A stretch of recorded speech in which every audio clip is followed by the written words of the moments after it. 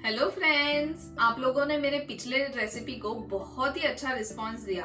Ravioli fusion को मुझे बहुत अच्छा लगा। Thank you very much. इस बार मैं आपके लिए लेकर आई हूँ पान लड्डू। पान लड्डू इंस्टेंट बनेगा, तो चलो देखते हैं इसकी रेसिपी।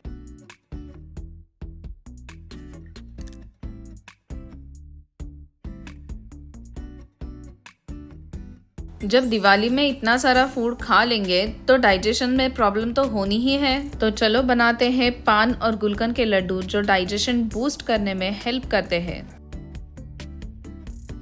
सबसे पहले हाफ कप कोकोनट पाउडर को और ड्राई फ्रूट्स को हल्का सा रोस्ट कर लेंगे। 7 से 8 पान के पत्तों को धो लिया है, उनके टुकड़े करके तवे पर रोस्ट कर लूंगी। ज्यादा से ज्यादा 3-4 मिनट में ये सूख जाएगा। फिर इसे हम इस तरीके से क्रश कर लेंगे। आप आवाज सुन सकते हो कितनी अच्छी तरीके से सूख गया है। अब इसका पाउडर बनाने के लिए ये पत्ते 1/4 cup sugar, half cup coconut और थोड़ा ग्रीन कलर डाल के मिक्सर में पीस लेंगे। अब यहाँ पे ग्रीन कलर ऑप्शनल है। तो ये हमारा पान कवर रेडी है।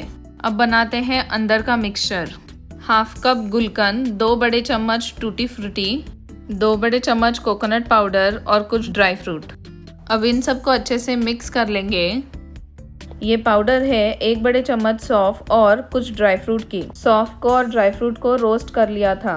1 चुटकी नमक स्वीटनेस कंट्रोल में रखने के लिए। अच्छे से मिक्स कर लो।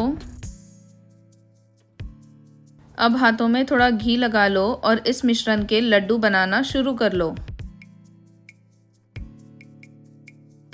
अब इन गुलकंद के लड्डू को पान के मिश्रण में रोल कर ले ताकि अच्छी तरीके से ये पान मिक्सचर इन लड्डू को चिपक जाए।